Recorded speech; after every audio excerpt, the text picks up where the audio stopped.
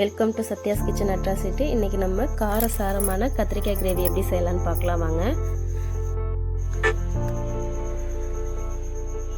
ஃப்ரெஷ்ஷான கத்திரிக்காய் வாஷ் பண்ணி எடுத்துக்கலாம்.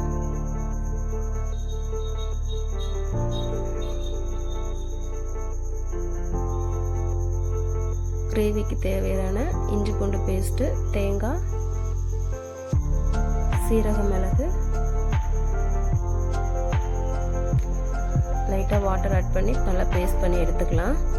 ஒரு மண் சட்டி அடுப்பில் வச்சு 50 ml நல்லெண்ணெய், சீரகம், ஆனியன், கருவேப்பிலை நல்லா வதக்கி எடுத்துக்கலாம்.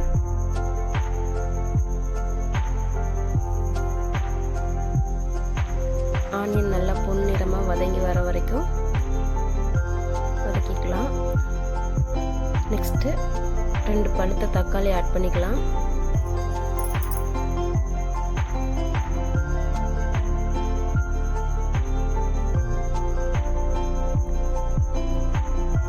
தக்காளி நல்லா வதங்கி வரட்டும்.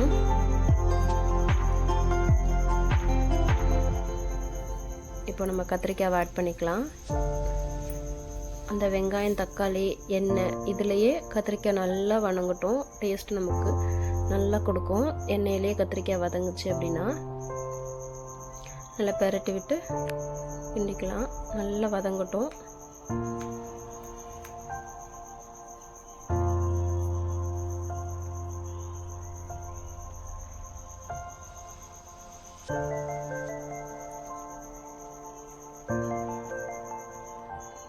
காய்க்கு தேவையான அளவு உப்பு, மஞ்சள் தூள் போட்டு நல்லா பெரட்டி எடுத்துக்கலாம். கத்திரிக்காய் பாருங்கள் கலர் மாறி வருது. நல்லா வதங்கட்டும். எண்ணெயிலே நல்லா வதங்கினா தான் கத்திரிக்காய் டேஸ்ட் கொடுக்கும். நமக்கு அந்த கிரேவி டேஸ்ட்டும் நல்லா வரும். இப்போ அரைச்ச தேங்காய் பேஸ்ட் ஆட் பண்ணிக்கலாம்.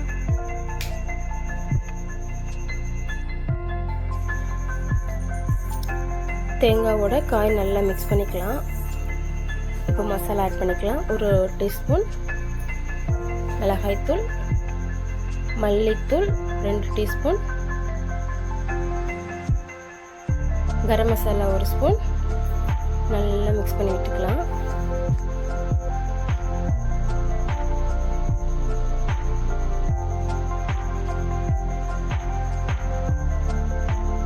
நல்லா கொதிச்சு வரட்டும். கத்திரிக்காய் கிரேவி ரெடி. நல்ல சூடான சாப்பாட்டில் ஒரு கரண்டி கத்திரிக்காய் கிரேவி போட்டு நல்லா பிசைஞ்சு சாப்பிட்டு பாருங்கள். அவ்வளோ டேஸ்ட்டாக இருக்கும். இன்னொரு கரண்டி எக்ஸ்ட்ரா சாப்பாடு சாப்பிட்ற மாதிரி இருக்கும். நீங்களும் இதை ட்ரை பண்ணி பாருங்கள். ட்ரை பண்ணி எப்படி இருந்ததுன்னு கமெண்டில் சொல்லுங்கள். நம்ம சேனலை சப்ஸ்கிரைப் பண்ணுங்கள். தேங்க்ஸ் ஃபார் வாட்சிங்.